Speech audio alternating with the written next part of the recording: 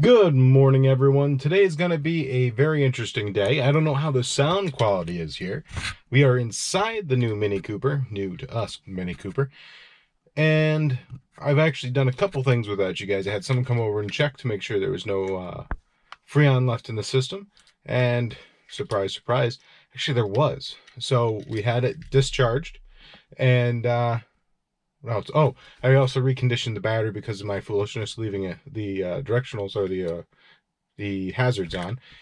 And now the battery should be ready to go.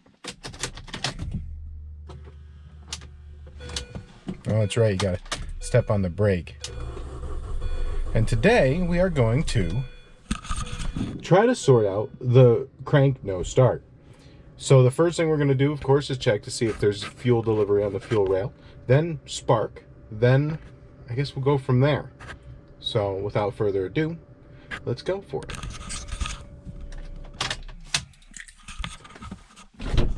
Oh, I gotta say, the interior of this vehicle was well maintained. A little bit of dirt in it, but I mean, especially for being at an auction, it's really nice. The only thing is that even the steering wheel doesn't have that much wear on it. Yep. Whoever owned this before took really good care of it. It's got all kinds of records for it, which is a refreshing thing. The only thing, of course, is just, we'll have to figure out what we're going to do about that. But we're going to come around. And we're going to pop the hood back open. Oh, something else I noticed. I don't know if this happened because of the accident, but these are definitely aftermarket headlights, and this one is burnt to a crisp. It looks like, yeah, they are HIDs. That's not. Yeah. And the wiring for it is, well, you could definitely tell that someone did it themselves. Anyways, so we're going to go ahead and try diagnosing this crank no start. Like I said, the first thing we're going to do is we're going to have to, let's see, where can I put you guys?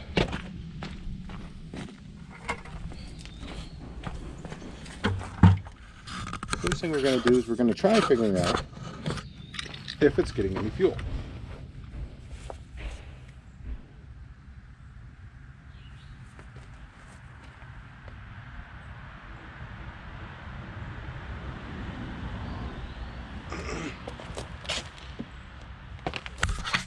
And how you're going to do that. So we're going to go ahead and take the clips off here, like so, and then it just pops right off. That's your fuel rail. Now, something from the other day, this piece right here is actually part of the radiator support. It's made out of plastic, and I've already searched for a part to replace it, and it is on order. Now, it does actually hook right up to your actual wheel well as well. That was no pun intended. So for right now, I'm just going to leave the bits and pieces on there. It'll make it easier to, keep track of everything, so it's not just dragging on the ground. The other thing I want to do is I want to go through and actually degrease everything, make it a little bit easier to work on. But oh, okay, I see. Can't really see it there. I thought there was no belt on the air conditioner, but there is. You can actually see the hoses were still kind of pushed right up against it. So as I said, I'm very surprised there was any Freon in it, but and I think I misspoke. I may have called this an oil cooler. It is clearly a transmission fluid cooler. So that was my fault. Now on the fuel rail, we actually have our disconnect right here, which, just like all BMWs, it's just you press it in, which is harder to do with only one hand. And then once you press it in, it's an easy disconnect. So let's see if I can't put you down here.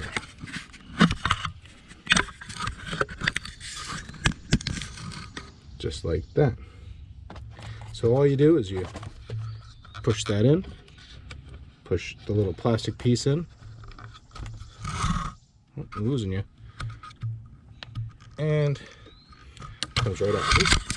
So I would say we are getting fuel to the, I don't know if you saw that, but we are getting fuel with quite pressure too into the fuel rail. So we're gonna go ahead and assume that's not in fact the problem. Now it could be injectors, but we're gonna go ahead and go right to the spark. Now, as I'm only working on it myself, the quickest way to diagnose to see if you have a spark, at least I've discovered. We'll set you down for actually.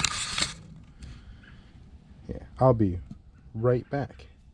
Hold on a second. All right, we're back. So, oh, you can see yourselves. It's like Inception. Oh boy. It's getting a little crazy here. I'm sorry. So what we're going to do is now check the spark, see if we are in fact getting some. So what we're going to use is pretty straightforward. We're going to go ahead and use my timing light just to see if we are getting spark. Man, you can smell the gas from where it leaked out there. So we are definitely getting gas. It kind of might even be bad gas, which the car literally, according to the report that I got with the vehicle, it only happened a little while ago, literally beginning of this month. So it wasn't like it was sitting forever, or at least you would imagine. I mean, I guess we'll have to look to see if maybe we can drain the gas and put fresh gas in. But let's cross that bridge if we can't figure out why we're getting a no start situation. We're gonna go ahead and pop back in the Mini Cooper. We're gonna drop the timing light right there. I'm gonna sit you guys down here so you can see if we have any light from the starter.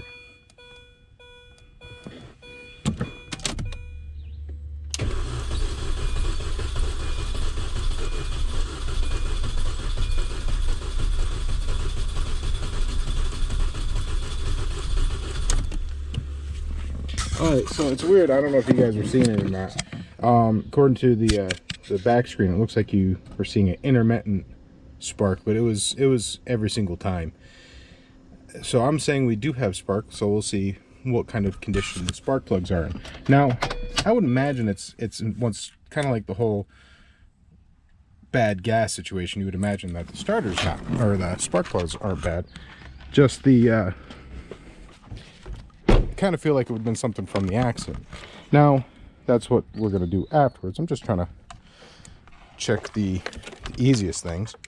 So the next thing I'm going to be looking for are the condition of everything on the top end, and if it's not here, I'm going to start looking for bad grounds. So give me a minute and we'll be right back. I'm going to go put this away. So I know you guys can't smell it unless you have smell TV, which I know is not a thing yet. Maybe it will be someday. Anyways, the gas actually smells old. The Copart listing actually had a sticker on here from the beginning of this month, so I almost wonder if it's been at the insurance or a dealership or something, or wherever this was brought to after it was damaged and they were trying to sort it out. The gas does not smell good. It really smells like it's old. So I don't know. We'll as I said, maybe it is bad gas. We'll have to figure that out. We're gonna go ahead and I don't really have a good way of putting you guys, so just work right there. So we're gonna go ahead and see what's going on with the spark plugs themselves, which is a very easy thing to do. Of course, my little rubber part on this is long since gone, so oh, we don't need that on there.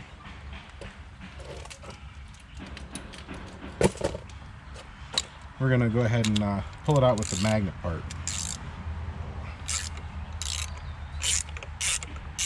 So, cylinder one, and I might even be, I might go and grab my bore scope and see what's going on with the cylinders, depending on what the compression test comes up with.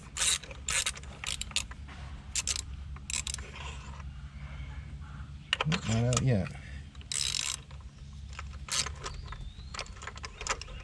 There we go. That should be it.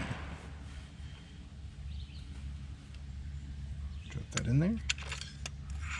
Here we are. And she is covered with gas. So I think we'll just we'll clean these out, and we might even let the cylinder sit for a little bit open to let anything in there kind of dry out. I almost wonder if it's flooded. It's definitely gas. Alright, I'll be right back. That was quick. So these are actually really great. They're white balls, and I use them for virtually everything. Almost feels like he had dielectric grease on it. That's what it feels like.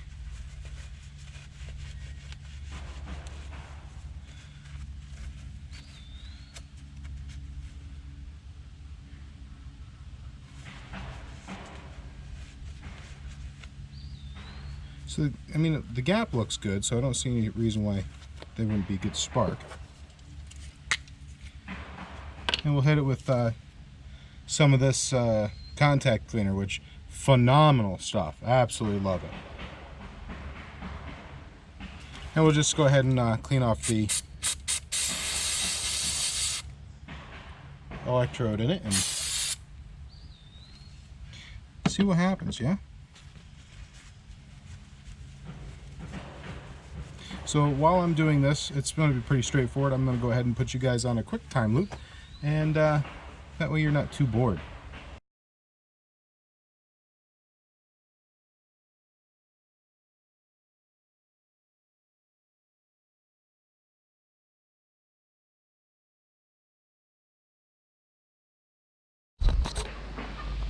Alright, now that we have all the spark plugs pulled out, cleaned, and put back in, just for giggles I suppose, we're going to go ahead and try starting it over. Now, I don't think this will actually solve the issue, and I may have to get some help out here just so that like my wife can start the engine over and I can check to see if the spark is really actually any good on it, and put a good old analog multimeter on here to see if it's actually doing the right amount of voltage to the spark plugs. But we're going to get to that in a minute. If it doesn't solve the issue right now though, we're going to go ahead and start looking at the damage underneath for any type of sensors that are damaged. As far as I can tell, crankshaft position sensor is not pushed out like over or anything. Actually, I kind of cheated and was looking at this last night, but I pulled it apart, cleaned it, and that didn't seem to be the issue. But I guess we'll see if the spark plugs were the issue. As I said, I highly doubt it, but you never know. What's the worst that could happen? So I'll be right back.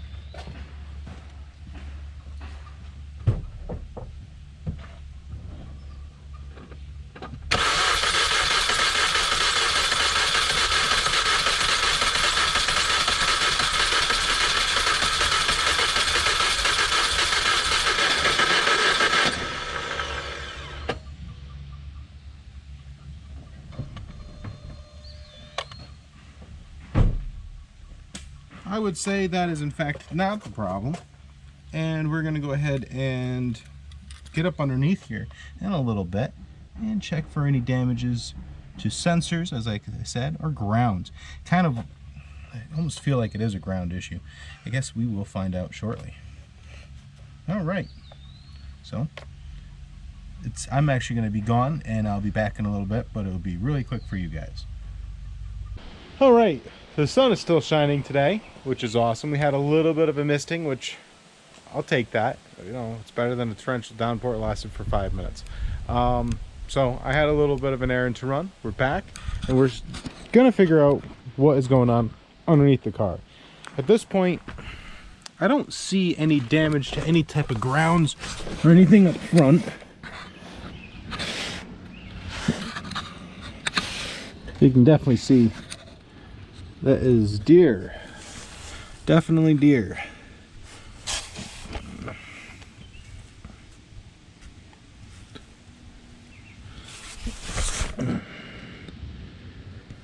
I don't see anything down here that could be causing this kind of an issue.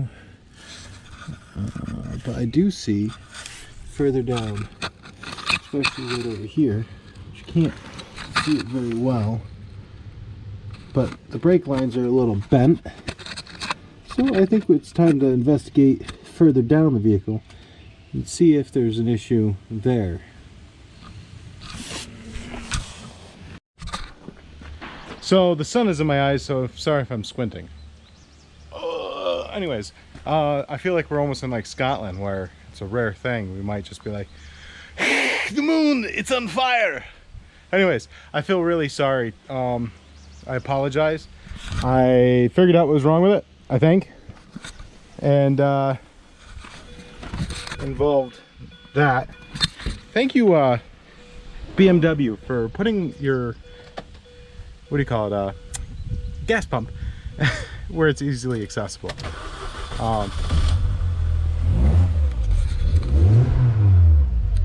All right, yeah boy. Let's see what's going on around it. She hasn't run in a while. Oh yeah. Cool, cool, cool. Let's see if she starts right back up again. I have a feeling it might actually be a little bit of bad gas too, but look at that, that's fun. Oh my god. You know, sometimes you have to go down to Copart and you have to think, you know, I know I need a haircut, but non-run and drive, totaled car, if you actually look it over, and you can quickly figure out that, in fact, nothing wrong with it. So, yeah. Man, I'll be honest with you, I was concerned there for a minute. Anyways, so I think now that we got it running, it was just a bad fuel. Well, the connection to the fuel pump had been actually jostled when the deer went underneath it, pulled it out. I unplugged it, plugged it back in, and we're good to go. So I guess I don't understand why there was fuel pressure before but not running. I don't know, but hey, sometimes you just can't look the gift horse in the mouth, and we should probably turn her off because she's no coolant. But yeah, she try her again. Starts right up. Cool. Let's see what we don't have much time to fiddle around with her, but let's see. Let's go ahead and give her a scan. All system modules.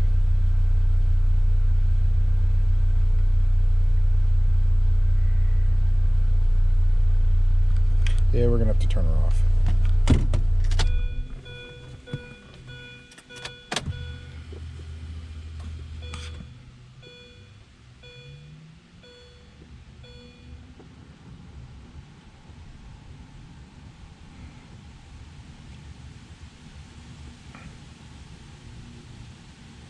Man, I'll have to I really love this. It's I believe it's called Blue Driver. I got it off Amazon for $100.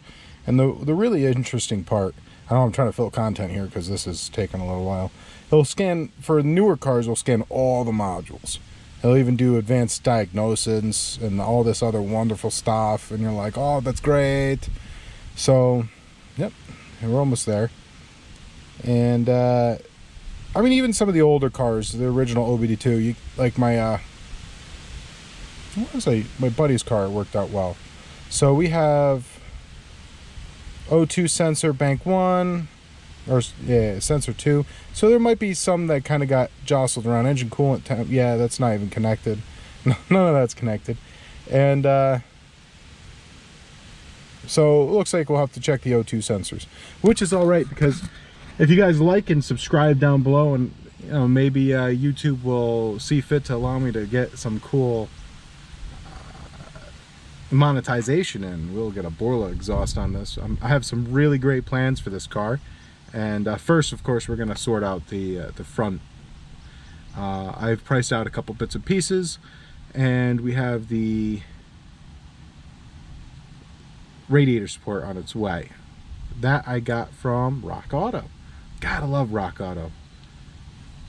Maybe they'll sponsor me someday. Probably not. Anyways, that will be it for this video. It was pretty drawn out, and yeah, this makes me happy. Till next time, guys.